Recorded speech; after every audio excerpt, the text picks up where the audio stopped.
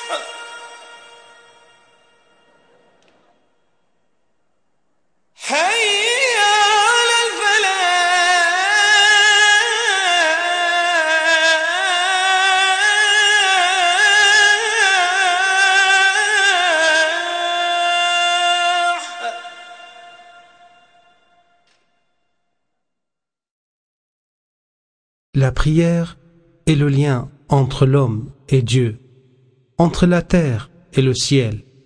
C'est se dresser entre les mains du sublime Créateur. C'est la retraite de l'âme et son recueillement devant son Seigneur. Un cœur plein de soumission, un mouvement perpétuel, une contemplation et une méditation en se tenant humblement entre les mains de Dieu le Tout-Puissant. C'est la provision du croyant le jour où ni les biens ni les enfants ne seront d'aucune utilité, sauf celui qui vient à Dieu avec un cœur saint. Si tu pars sans provision, tu le regretteras. Tu souffriras lorsqu'on t'appellera. Acceptes-tu d'être le compagnon de ceux qui ont une provision, alors que toi, tu n'en as pas? L'homme s'est fourvoyé et s'est égaré du chemin de Dieu. Les illusions et les mythes l'ont conduit à l'idolâtrie. Il s'est mis alors à rendre culte aux idoles, au feu, aux animaux, aux statues, à la pluie, aux arbres, aux rois et aux pharaons, ainsi qu'à tout ce qu'il pensait à tort qu'il pouvait lui être utile ou lui nuire.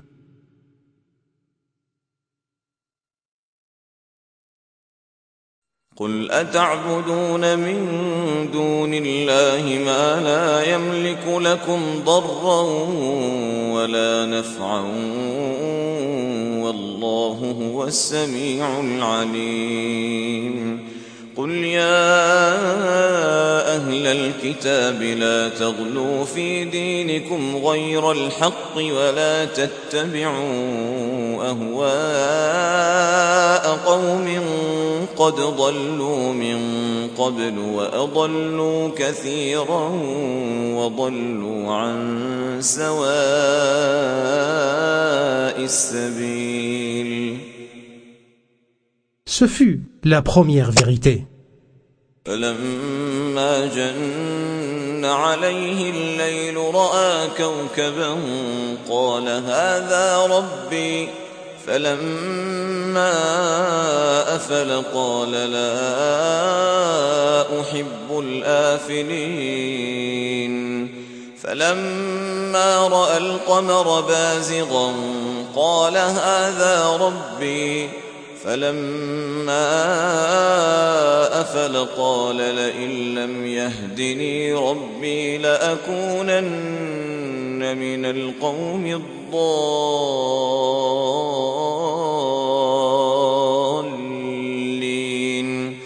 فلما رأى الشمس بازغة قال هذا ربي هذا أكبر فلما أفلت قال يا قوم إني بريء مما تشركون إني وجهت وجهي للذي فطر السماوات والأرض حنيفا وما أنا من المشركين. Ce fut la deuxième vérité. Ayant eu pitié de l'homme, Dieu, gloire à lui, a envoyé les prophètes comme annonciateurs et avertisseurs pour qu'ils se mettent à prier tout de suite après avoir appelé leur peuple au chemin droit. قل إن صلاتي ونسكي ومحياي ومماتي لله رب العالمين. Il a commencé par la prière et a guidé et orienté l'humanité. À qui adresse-t-on ces prières? À Dieu, Seigneur de l'univers. Ce fut la troisième vérité. Voici un bref aperçu historique à travers le Coran pour voir comment le comportement des prophètes s'est associé à la prière indépendamment de leur origine, de leurs époques et de leurs préceptes. Abraham, que la paix soit sur lui,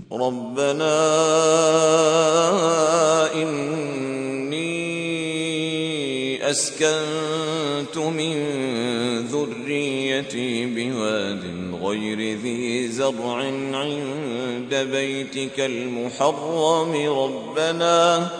ربنا ليقيموا الصلاة فاجعل أفئدة من الناس تهوي إليهم وارزقهم من الثمرات لعلهم يشكرون. David, que la paix soit sur lui, وظن داود أنما فتناه فاستغفر ربه وخر راكعا وأناب. Zacharie, que la paix soit sur lui, فنادته الملائكة وهو قائم يصلي في المحراب. Shuaïb, que la paix soit sur lui, قالوا يا شعيب أصلاتك تأمرك أن نترك ما يعبد آباؤنا. Moïse, que la paix soit sur lui, فاعبدني وأقم الصلاة لذكري. Jésus, que la paix soit sur lui, وأوصاني بالصلاة والزكاة ما دمت حيا. Muhammad, que la paix et le salut de Dieu soient sur lui, إن الصلاة كانت على المؤمنين كتابا موقوتا. Le prophète Mohammed, que la bénédiction et le salut de Dieu soient sur lui, dit: Le bourak me fut emmené. C'est une monture blanche aux larges sabots, plus grande que l'âne et moins grande que le mulet. Je l'ai monté jusqu'à Jérusalem. Je l'ai attaché à l'anneau auquel les prophètes attachent leur monture, puis je suis entré à la mosquée et j'ai prié en me prosternant 2 fois. Ensuite, je suis sorti. L'ange Gabriel, que la paix soit sur lui, est alors venu. Et le prophète d'ajouter: Il nous a emmenés au 7e ciel. L'ange Gabriel a demandé la permission d'entrer. Qui est avec toi? Lui a-t-on demandé. Muhammad, a-t-il répondu. A-t-il été convoqué? Lui a-t-on demandé. Oui, il a certes été convoqué, a-t-il répondu. La porte s'est alors ouverte et j'ai vu Abraham adossé à la Kaaba qui est fréquenté chaque jour par 70 000 anges qui n'y retournaient plus. Puis il est allé à la Sidret al-Muntaha dont les feuilles ressemblaient aux oreilles d'éléphant et les fruits à la gargoulette.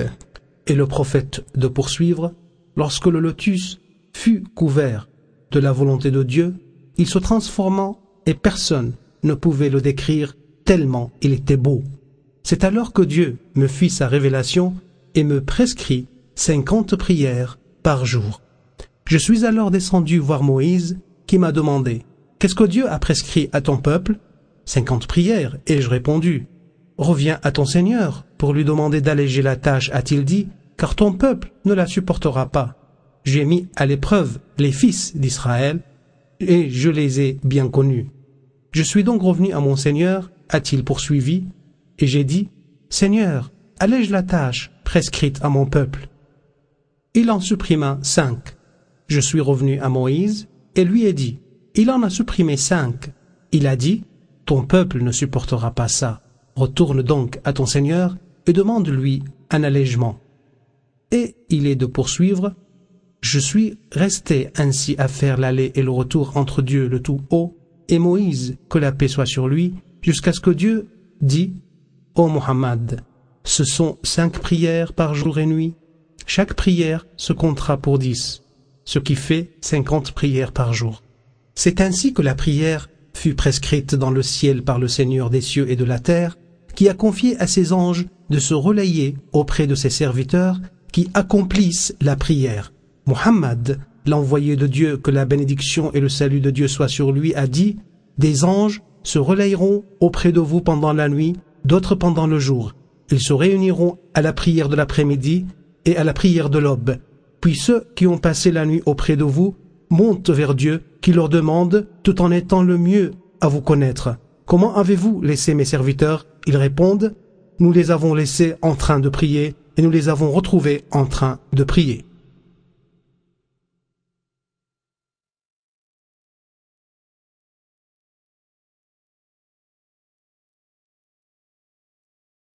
La prière.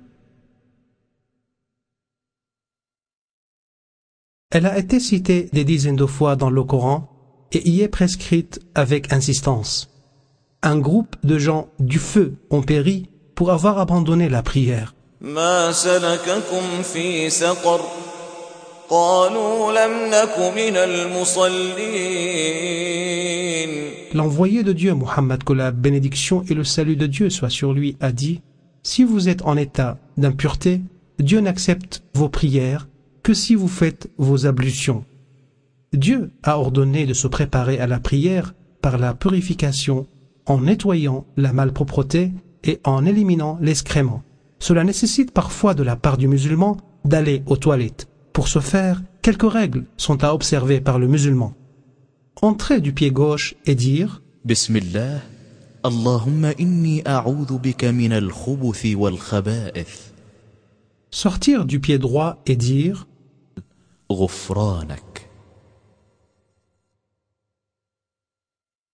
Tâchez d'être à l'abri des regards en satisfaisant un besoin. Ne pas avoir sur soi des choses sur lesquelles le nom de Dieu est mentionné. Faire de son mieux pour ne pas satisfaire un besoin en s'orientant vers ou en tournant le dos à la Qibla. Ne pas parler en satisfaisant un besoin, sauf en cas de nécessité. Ne pas se nettoyer en utilisant ni un os, ni crotte, parce que ce sont les provisions des djinns. Ne pas utiliser la main droite pour se nettoyer de l'excrément, ni pour tenir l'organe. Le prophète, que la bénédiction et le salut de Dieu soient sur lui, a dit, il ne faut pas tenir l'organe avec la main droite en pissant, ni s'essoyer dans les toilettes en utilisant la main droite. Pour s'essoyer, les cailloux peuvent remplacer l'eau. Ils doivent être utilisés en nombre impair. L'eau et ses conditions. Il faut que la quantité d'eau soit suffisante pour les ablutions. Si la quantité en est insuffisante, on doit faire le tayammum, les ablutions sèches. L'eau doit être purifiante, c'est-à-dire qu'elle ne doit être mélangée ni à des produits purs, ni à des malpropretés. Si l'eau se trouve mélangée à des produits purs, comme l'eau de fleurs, le jus d'orange ou le jus de citron, elle devient pure et non purifiante. De même, si elle se mélange avec de l'excrément, comme l'urine ou autre, elle devient souillée. Dans les deux cas, l'eau n'est pas bonne pour les ablutions. Cependant, si l'eau change de qualité en raison de l'environnement, rien n'empêche de l'utiliser pour se purifier.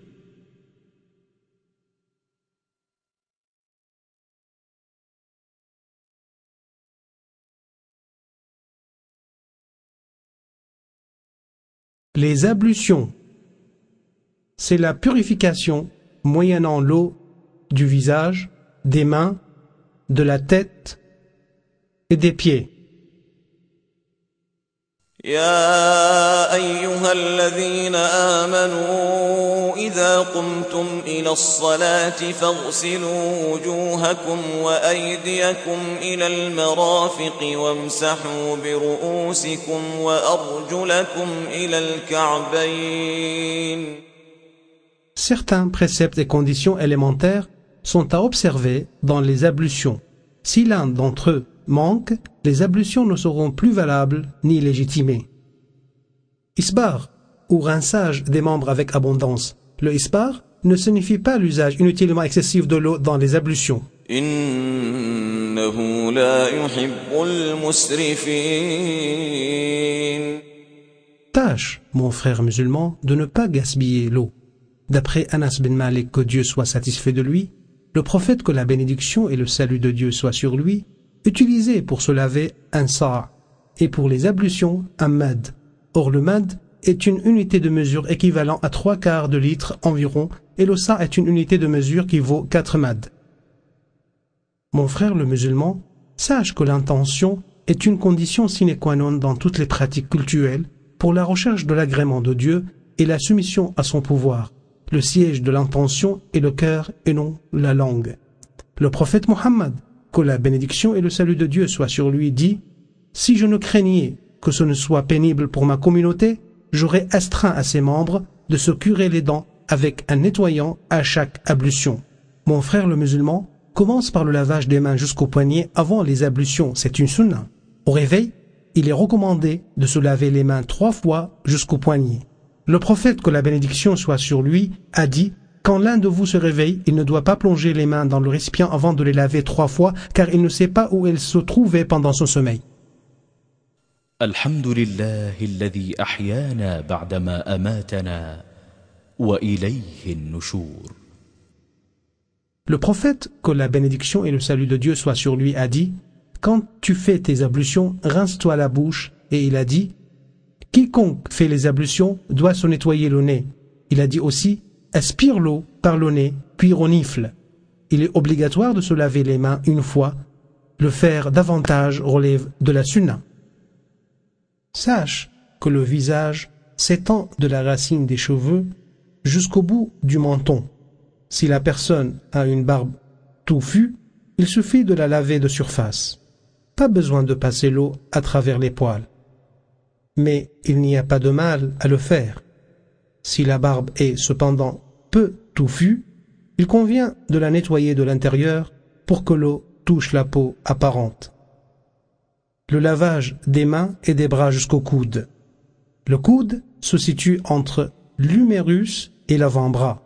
Le prophète, que la bénédiction et le salut de Dieu soient sur lui, dit « Si tu fais les ablutions, fais pénétrer l'eau entre les doigts de la main et du pied. » Il est de la tradition du prophète de permettre d'essuyer le plâtre en mouillant d'eau les mains et en essuyant une seule fois tout le plâtre.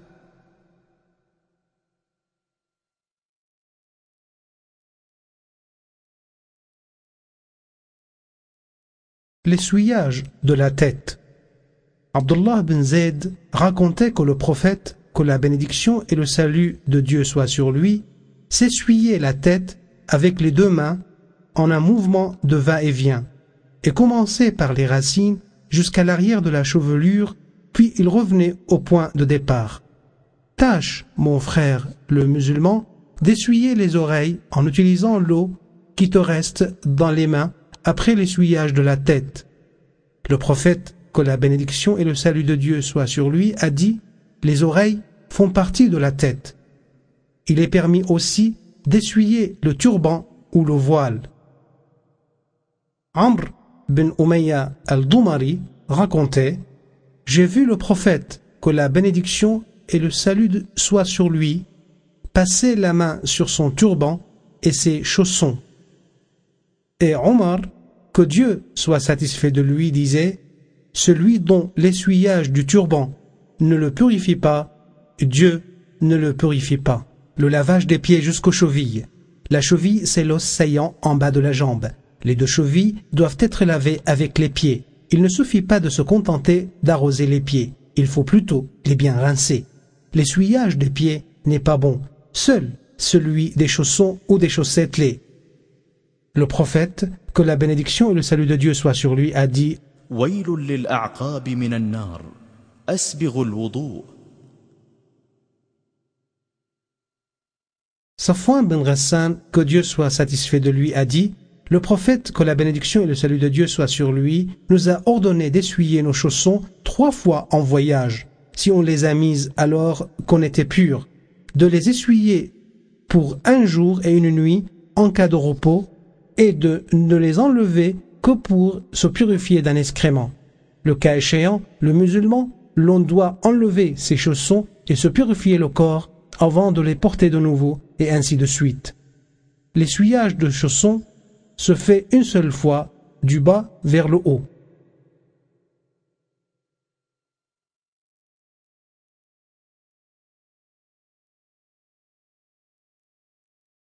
Mon frère le musulman, les ablutions ne sont pas correctes s'il y a quelque chose qui empêche l'eau de toucher l'organe, comme la teinture, la graisse, la cire, le vernis à ongles pour les femmes, etc. Les artisans et professionnels, comme les peintres en bâtiment qui travaillent avec l'isolant d'eau, comme la peinture, doivent nettoyer le maximum possible, et s'ils n'y arrivent pas, ils doivent faire les ablutions à chaque prière, comme ceux qui ont des excuses. فاتقوا الله ما استطعتم واسمعوا وأطيعوا وأنفقوا خيرا لأنفسكم. Le tayammum, les ablutions sèches. وإن كنتم جنبا فاطهروا وإن كنتم مرضى أو على سفر أو جاء أحد منكم من الغائط أو لامستم النساء فلم تجدوا ماء فتيمموا صعيدا طيبا فامسحوا بوجوهكم وأيديكم منه ما يريد الله ليجعل عليكم من حرج ولكن يريد ليطهركم وليتم نعمته عليكم لعلكم تشكرون. Dieu a privilégié la loi islamique en la facilitant et en levant le gêne. Un de ses faveurs est l'autorisation du tayammum. L'envoyé de Dieu, que la bénédiction et le salut de Dieu soient sur lui, a dit: Dieu nous a privilégiés par 3 choses, parmi lesquelles il a cité le fait que toute la terre est pour nous une mosquée, et tout le sol est purificateur en cas d'absence d'eau. Sache, mon frère le musulman, que le tayammum est permis aussi bien pour les personnes en voyage qu'en repos, et ce en cas de manque ou d'insuffisance d'eau, ou si l'on craint de l'utiliser en cas de peur ou de maladie ou de contrainte. Caractéristique du tayammum: toucher le sol par la paume de la main, puis essuyer le visage et les mains avec et dans l'ordre indiqué. L'essuyage du visage se fait du haut vers le bas. Quant à celui des mains, on essuie le dos de la main droite par la paume de la main gauche, puis le dos de la main gauche par la paume de la main droite. Quiconque de vous fait les ablutions en prodiguant, puis dit: أشهد أن لا إله إلا الله وحده لا شريك له وأشهد أن محمدا عبده ورسوله, verra les 8 portes du paradis s'ouvriront pour lui et il entre par là où il veut. C'est un signe de clémence de la part de Dieu envers les musulmans que de leur avoir utilisé l'appel à la prière pour leur rappeler que le temps de la prière est venu, afin qu'ils s'y préparent et répondent à l'appel de Dieu.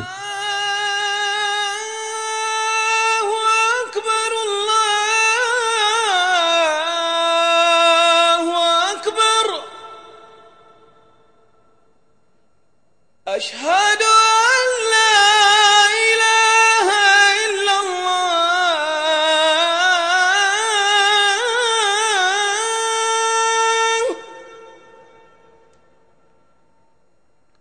أشهد أن لا إله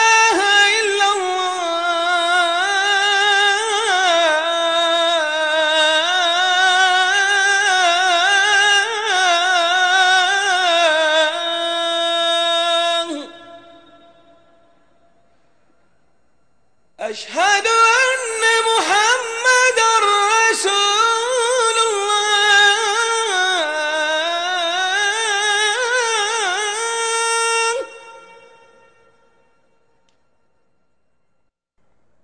أشهد أن محمدًا Cela concrétise par la répétition de l'adhan avec le muezzin, sauf lorsqu'il dit Hayya ala salat, Hayya ala al-falah. Venez à la prière, accourez au salut. On doit dire alors La hawla wa la quwwata illa billah. Il n'y a de force et de puissance qu'en Dieu. De même, lorsqu'à la prière de l'aube, le muezzin dit As-salatu khayrun min an-nawm. La prière est mieux que le sommeil. Répète-le après lui. Et lorsqu'il dit Qad qamat as-salat, la prière a commencé, on dit Qamaha Allahu wa adamaha.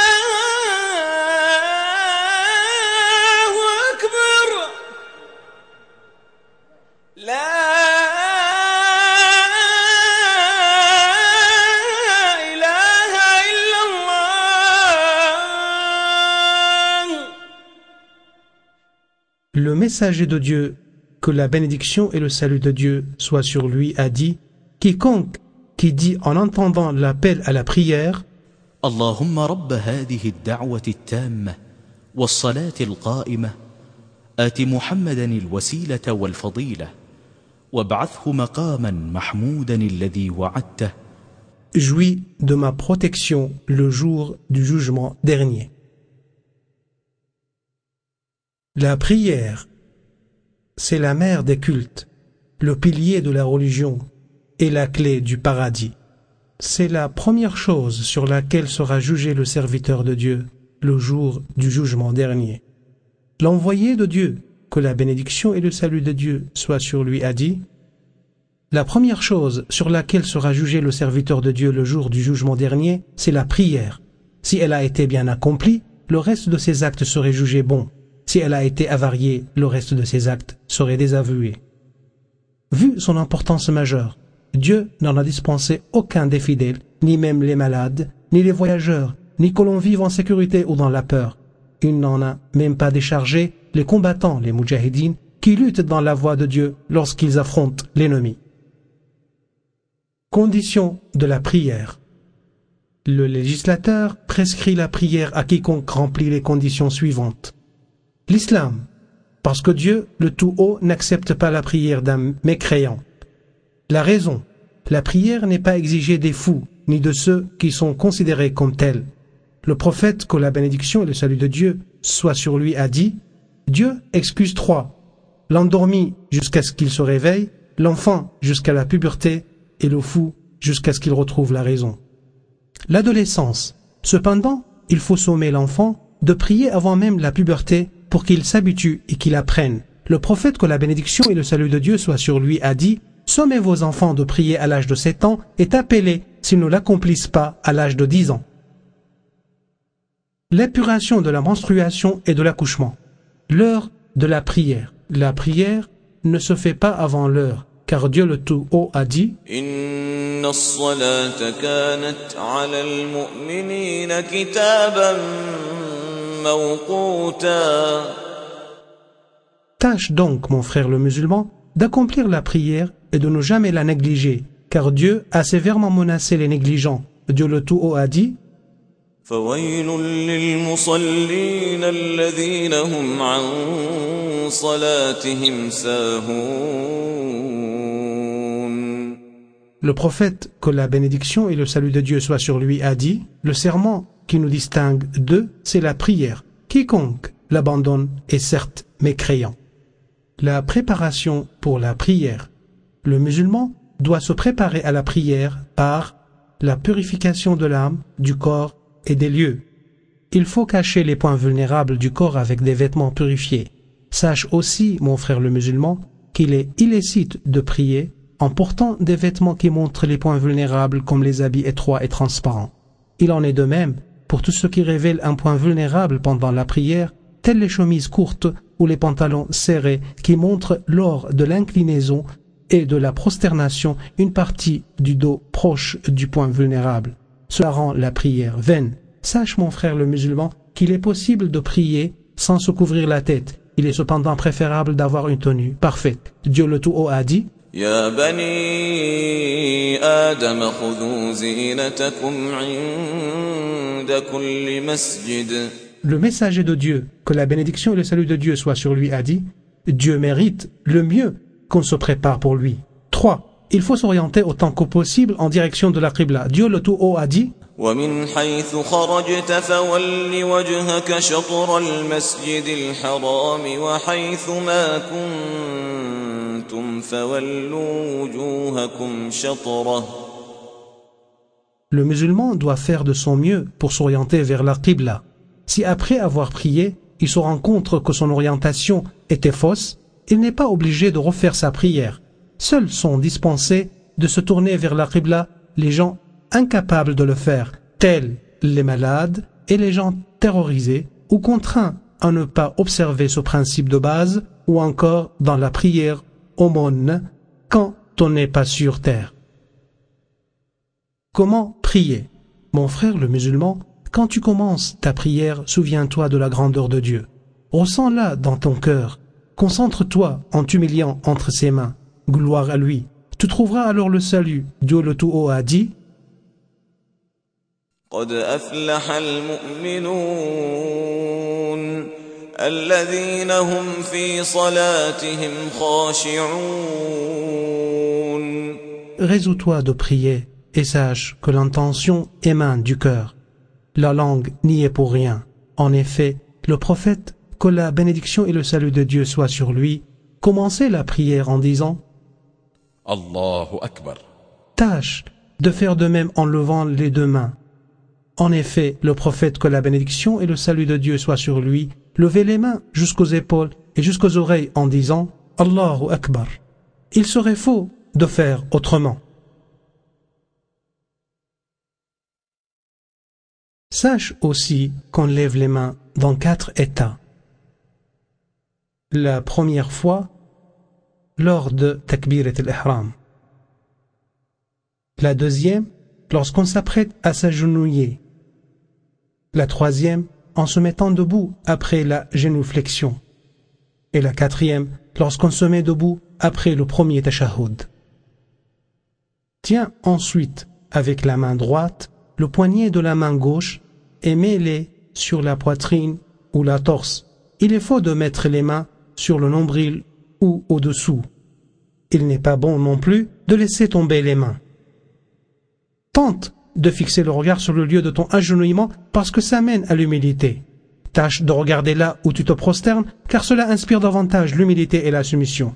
Après Takbirat al-Ihram, le prophète, que la bénédiction et le salut de Dieu soient sur lui, commençait en disant: سبحانك اللهم وبحمدك وتبارك اسمك وتعالى جدك ولا إله غيرك.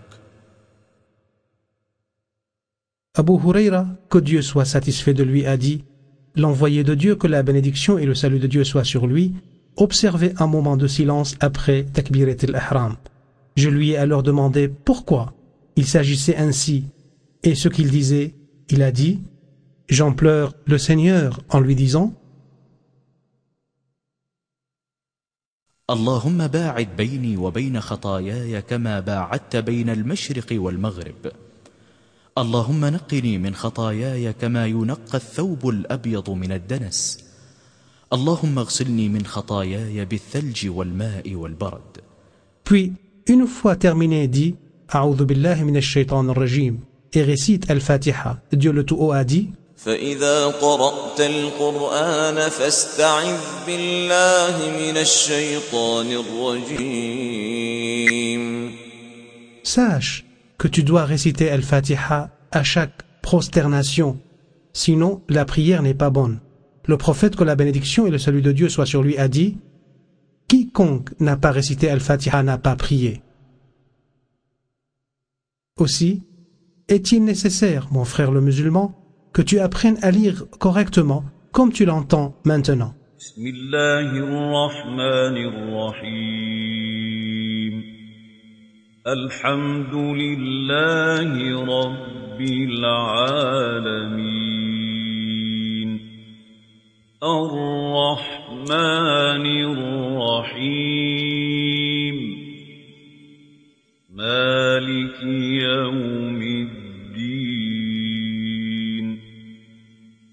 Iyyaka na'budu wa iyyaka nasta'in. Ihdina as-siratal mustaqim. صراط الذين أنعمت عليهم غير المغضوب عليهم ولا الضالين.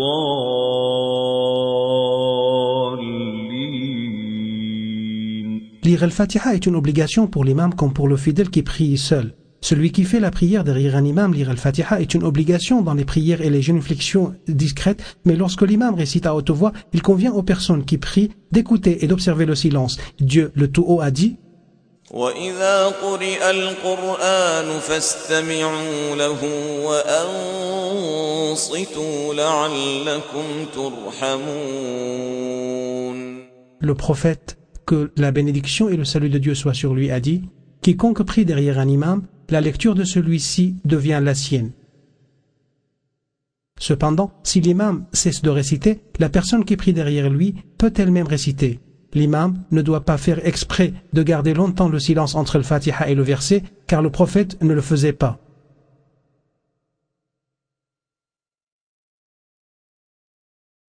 Une fois terminée la récitation d'Al-Fatiha, tu dois dire Amin. Amin. C'est aussi vrai pour l'imam que pour la personne qui prie derrière, ainsi que pour la personne qui prie seule. Le prophète, que la bénédiction et le salut de Dieu soient sur lui, a dit « Lorsque l'imam dit Amin, dites-le aussi, car Dieu pardonne les futurs péchés à quiconque dit Amin en même temps que les anges. Lorsque tu finis de dire Amin, lis ce que tu peux du Coran.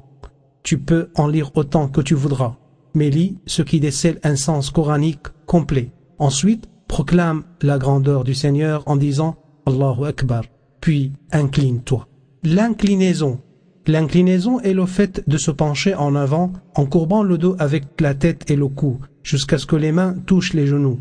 Le prophète, que la bénédiction et le salut de Dieu soient sur lui, s'inclinait jusqu'à ce que son dos soit en position horizontale avec sa tête et son cou. Son dos formait ainsi une ligne droite à tel point qu'on pouvait y stabiliser un verre d'eau. Il est donc faux de lever la tête ou de la baisser par rapport au dos. Il était de coutume chez lui, en s'inclinant, de tenir les genoux en espaçant entre les doigts, tout en tenant bien droit les bras et les jambes. Tâche, frère musulman, de t'apaiser en t'inclinant, car le prophète, que la bénédiction et le salut de Dieu soient sur lui, a dit à celui qui priait mal, puis incline-toi jusqu'à ce que tu éprouves de la quiétude. Pendant que tu es incliné, tu dois dire une seule fois. Tu le dis davantage, ce sera bon.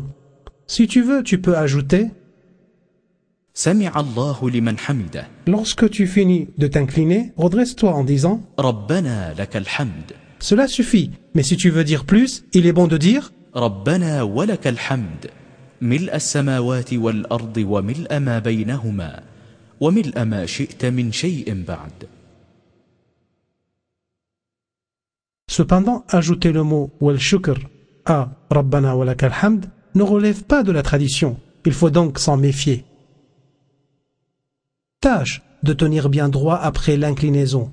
Le prophète, que la bénédiction et le salut de Dieu soient sur lui, a mis en garde contre toute négligence à cet égard. Il a en effet dit une prière où l'on ne se tient pas tout droit entre l'inclinaison et la prosternation n'est pas rétribuée. La prosternation. La prosternation dans la prière consiste en particulier à permettre aux 7 organes de bien toucher la terre. Les 7 organes sont le front avec le nez, les 2 mains et les 2 genoux, et les pointes des 2 pieds. Le prophète, que la bénédiction et le salut de Dieu soient sur lui, a dit: la prière de celui dont le nez ne touche pas la terre en priant n'est pas exacte. Il faut aussi espacer entre les bras et le flanc, et entre les cuisses et le ventre.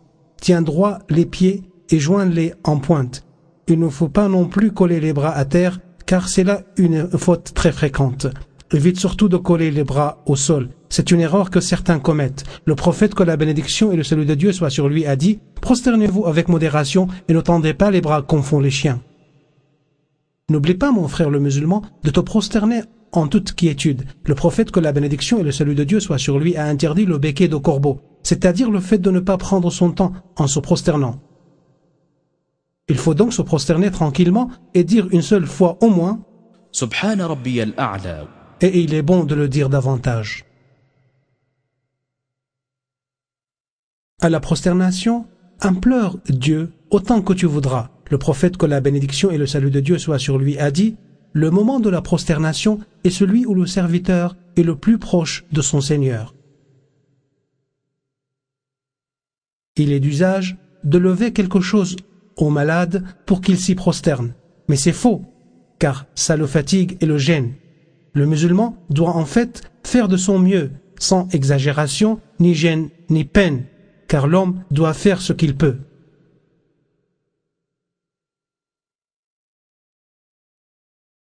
S'asseoir entre les 2 prosternations. Après un prosternement serein, mets-toi bien assis. Une fois que le prophète, que la bénédiction et le salut de Dieu soient sur lui, levait la tête, il ne se prosternait à nouveau qu'après s'être assis tout droit.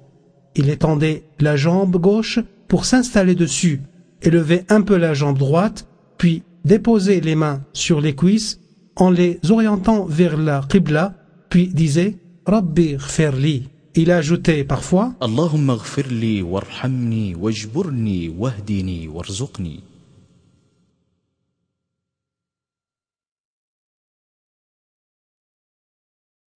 Sache, mon frère le musulman, que cette manière de s'asseoir se situe entre les 2 prosternations, de même que du premier tashahhud.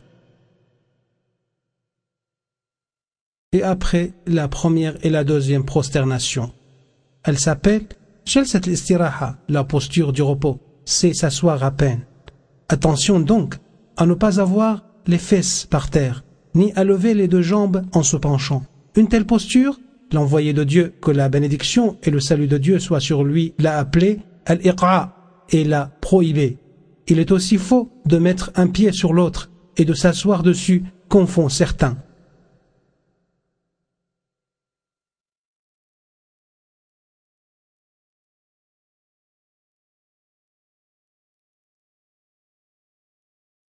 S'asseoir pour le dernier tashahhud.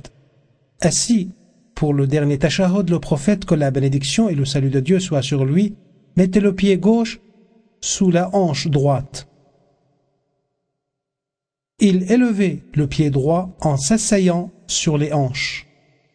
Il mettait les mains sur les cuisses, serrait les doigts de la main droite en dressant et bougeant son index comme s'il implorait Dieu avec. Il étendait la main gauche, puis récitait le tashahhud, les yeux sur l'index. Cette posture, qui implique les hanches, ne se fait qu'à la 3e et la 4e prosternation. Elle n'a pas lieu dans les prières qui se limitent à 2 génuflexions, telles la prière de l'aube, celle du vendredi et la nafila. Le tashahhud. Certains des compagnons du prophète, que la bénédiction et le salut de Dieu soient sur lui, racontaient: le prophète, que la bénédiction et le salut de Dieu soient sur lui, nous apprenait à tashahhud comme il nous apprenait le Coran. L'on racontait aussi que le prophète, que la bénédiction et le salut de Dieu soient sur lui, leur demandait de dire قولوا التحيات لله والصلوات والطيبات السلام عليك أيها النبي ورحمة الله وبركاته السلام علينا وعلى عباد الله الصالحين أشهد أن لا إله إلا الله وأشهد أن محمدا عبده ورسوله.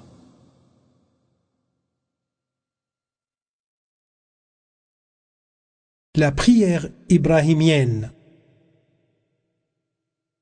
Quand il finissait le dernier at-tashahhud, il priait pour sa bénédiction et son salut et apprenait à ses compagnons de le faire en disant: dites: اللهم صل على محمد وعلى آل محمد كما صليت على إبراهيم وعلى آل إبراهيم إنك حميد مجيد. اللهم بارك على محمد وعلى آل محمد كما باركت على إبراهيم وعلى آل إبراهيم إنك حميد مجيد. C'est une formule à apprendre par cœur. Mon frère le musulman, tu dois te limiter à ce texte dans son intégralité sous ces diverses formules. Il est illicite d'affabuler des récits car les pratiques cultuelles sont stables. L'invocation après le tashahhud. Après le tashahhud et avant le dernier salut, tâche d'invoquer Dieu en formulant les vœux que tu souhaites. Le prophète, que la bénédiction et le salut de Dieu soient sur lui, disait: اللهم إني أعوذ بك من عذاب جهنم وأعوذ بك من عذاب القبر وأعوذ بك من فتنة المسيح الدجال وأعوذ بك من فتنة المحيا والممات. Le salut. C'est l'un des principaux piliers de la prière sans lequel celle-ci s'avère inexacte. Le prophète, que la bénédiction et le salut de Dieu soient sur lui, le faisait en commençant par la droite tout en disant: Assalamu alaykum wa rahmatullah. Auquel il ajoutait parfois: Wa barakatuh. Puis il se tournait à gauche et disait: Assalamu alaykum wa rahmatullah.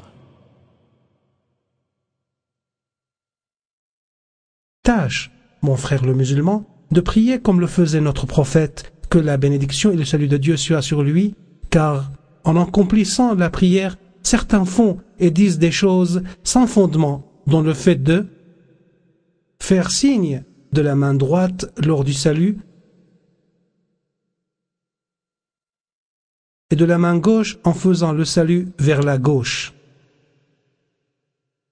Remuer la tête lors des deux saluts, chose proscrite par le prophète, que la bénédiction et le salut de Dieu soient sur lui. Certains se contentent de saluer une seule fois, faute de temps. C'est ce que nous remarquons clairement à la Kaaba, près de la pierre noire. Mais tout cela est faux, car le prophète, que la bénédiction et le salut de Dieu soient sur lui, saluait 2 fois. Dire qu'on peut saluer une seule fois est faux et en contradiction avec la parole et les actes du prophète, que la bénédiction et le salut de Dieu soient sur lui. Le départ après le salut. Une fois la prière terminée, le prophète, que la bénédiction et le salut de Dieu soient sur lui, se tournait vers les fidèles et bougeait de sa place à droite ou à gauche. Aussi, l'imam ne doit-il pas rester immobile après le salut, il doit plutôt bouger à droite ou à gauche. L'invocation après la prière. Il est de la tradition du prophète, que la bénédiction et le salut de Dieu soient sur lui, d'invoquer Dieu de plusieurs manières. Si l'on est pressé et que l'on doit quitter d'urgence à l'issue de la prière, l'on doit dire 10 fois Subhanallah, 10 fois Alhamdulillah et 10 fois Allahu Akbar, ou même 11 fois. Parmi les invocations les plus connues, celle qui consiste à implorer le pardon de Dieu en disant 3 fois Astaghfirullah, ou de dire Allahumma anta as-salam wa minka as-salam. تباركت يا ذا الجلال والإكرام. L'on peut dire aussi لا إله إلا الله وحده لا شريك له له الملك وله الحمد وهو على كل شيء قدير. اللهم لا مانع لما أعطيت ولا معطي لما منعت ولا ينفع ذا الجد منك الجد. L'on peut dire aussi لا إله إلا الله وحده لا شريك له له الملك وله الحمد وهو على كل شيء قدير ولا حول ولا قوة إلا بالله ولا نعبد إلا إياه له النعمة وله الفضل وله الثناء الحسن لا إله إلا الله مخلصين له الدين ولو كره الكافرون.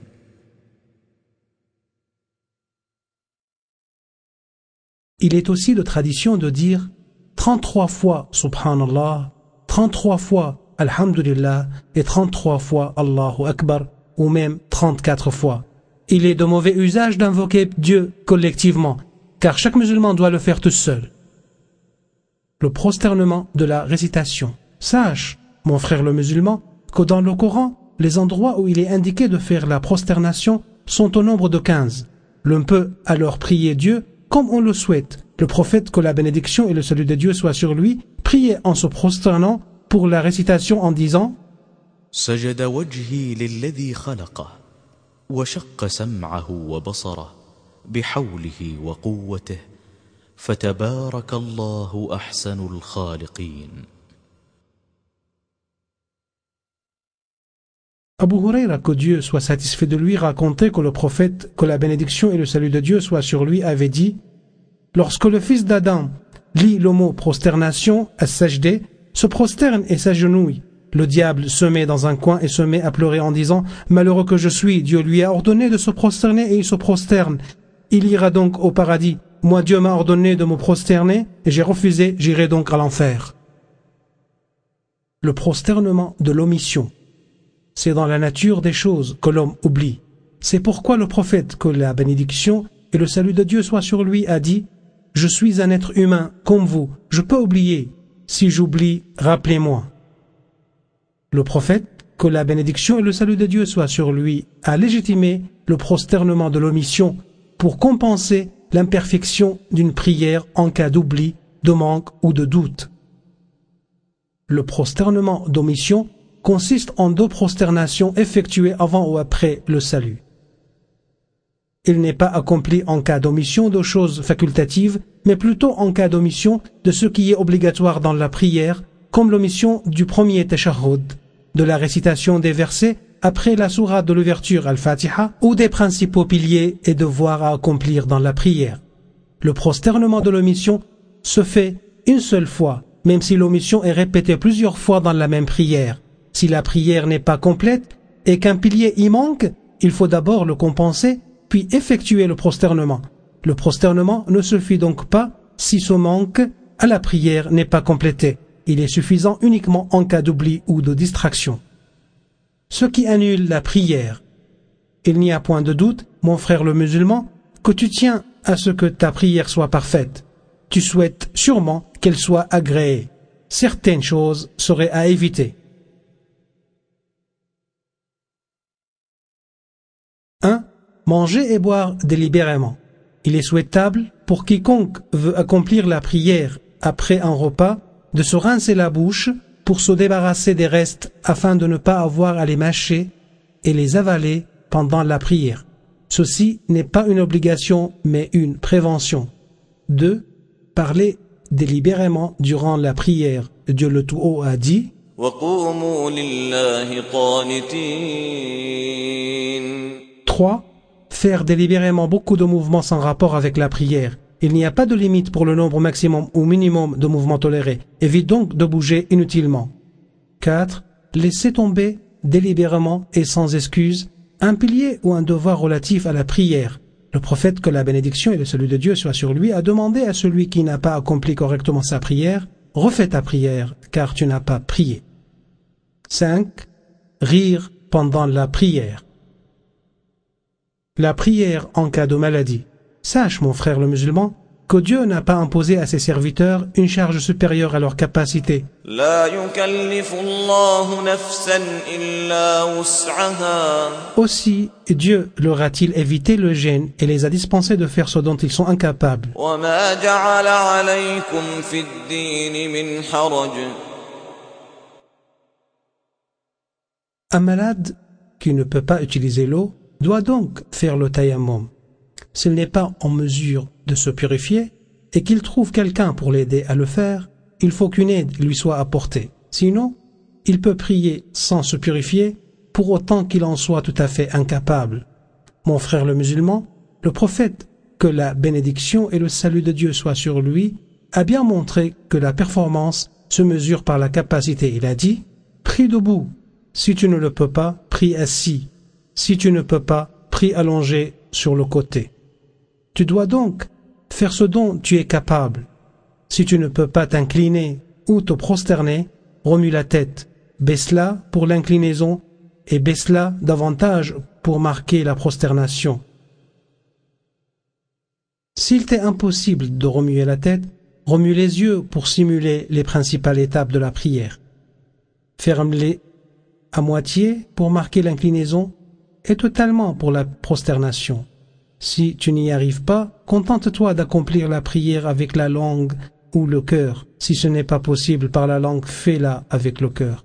Sache aussi qu'un malade qui perd la conscience doit accomplir les prières qu'il a ratées durant son évanouissement. Et ce, à l'instar de la personne endormie. S'il perd longtemps conscience, il ne sera plus obligé d'accomplir les prières qu'il a ratées, tout comme l'aliéné mental ou le fou qui revient à la raison. Certains ont fixé cette durée de perte de conscience à 3 jours. Si le malade prie allongé sur le côté, qu'il tourne la tête en direction de la Qibla. S'il prie allongé sur le dos, qu'il tourne les pieds en direction de la Qibla. Des erreurs que le musulman doit éviter pendant la prière. Mon frère le musulman, il y a quelques erreurs que beaucoup commettent en accomplissant la prière et qui risquent de l'affecter, dont 1. Prier sans vêtements. Le prophète, que la bénédiction et le salut de Dieu soient sur lui, a dit: il ne faut pas prier sans vêtements, et il faut qu'il soit long, parce qu'il est obligatoire que le corps soit couvert. 2. Ne pas remuer leur langue en célébrant la grandeur du Seigneur, en l'invoquant ou en récitant le Coran, et se contenter de le dire par cœur. Cela n'est pas de la lecture. 3. Ne pas lever les mains en disant Allahu Akbar. 4. Lever les yeux vers le ciel sans fixer le regard sur le lieu de la prosternation. Le prophète, que la bénédiction et le salut de Dieu soient sur lui, a mis en garde contre une telle pratique en disant que ceux qui lèvent les yeux vers le ciel cessent de le faire, sinon ils risquent de ne plus les récupérer. 5. Baisser les mains sur les 2 côtés. 6. Fermer les yeux pendant la prière. 7. Ne pas laisser un organe impliqué dans la prosternation toucher la terre. C'est le cas par exemple de celui qui lève les pieds pendant la protestation ou dont le nez ne touche pas le sol. 8. Laisser les enfants, les dérangés mentaux et les malades incapables de bouger derrière l'imam. Car si l'imam est obligé de se faire remplacer par quelqu'un d'autre pendant la prière, cela risque de lui poser un problème et de provoquer une confusion.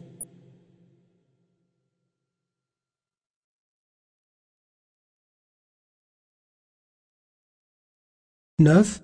Attendre, après son arrivée, que l'imam, qui se trouve assis ou en prosternation, commence une nouvelle génuflexion.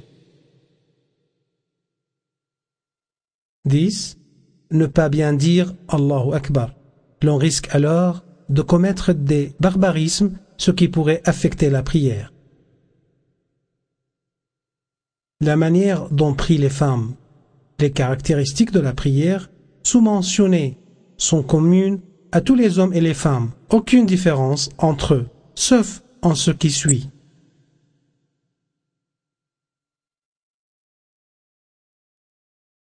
« 1. Lorsqu'une femme est l'imam d'autres femmes, elle ne doit pas les devancer, mais se tenir au milieu du premier rang. 2. Si l'imam se trompe, la femme ne doit pas le corriger par la parole, mais doit battre des mains, contrairement aux hommes qui peuvent lui dire « Subhanallah ». 3. Lorsque la femme prie en présence des hommes, elle ne doit pas beaucoup ou trop éloigner les bras des cuisses et du ventre, car elle sera ainsi mieux couverte. Cependant, si elle prie seule ou avec des femmes, elle doit suivre la tradition du prophète, que la bénédiction et le salut de Dieu soient sur lui, sans exagération. «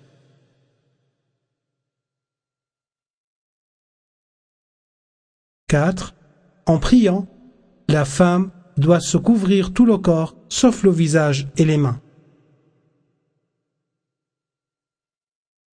Mon frère le croyant, maintenant que tu sais à fond ce que Dieu, gloire à lui, exige de toi, et que tu sais comment le prophète, que la bénédiction et le salut de Dieu soient sur lui, accomplissait sa prière, il ne te reste plus qu'à corriger tes erreurs et changer tes mauvaises habitudes dues à l'ignorance, au manque ou à l'oubli, afin que ton acte de dévotion soit parfait et qu'il soit agréé par Dieu le Tout-Haut.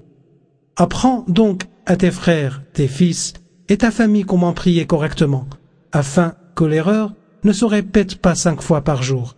Et rappelle-toi ce qu'a dit l'imam Ibn al-Qayyim, que Dieu ait pitié de son âme.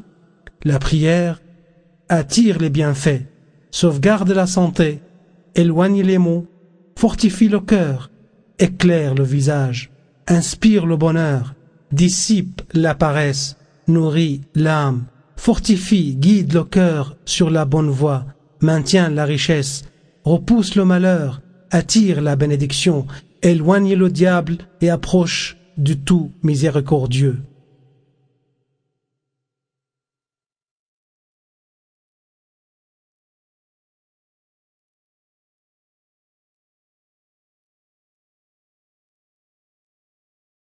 Souviens-toi enfin de ce qu'a dit le prophète, que la bénédiction et le salut de Dieu soient sur lui. Le jour du jugement dernier, la prière est la première chose sur laquelle sera jugé le serviteur de Dieu. Si elle est bonne, tout ce qu'il a fait sera jugé bon. Si elle est mauvaise, tout ce qu'il a fait sera jugé mauvais. Sur ce, nous terminons en espérant que ce sera pour toi un nouveau début, afin que tu pries, m'a prié le message de Dieu, que la bénédiction et le salut de Dieu soient sur lui. Priez comme vous m'avez vu prier. Sallu kama ra'aytumuni usalli.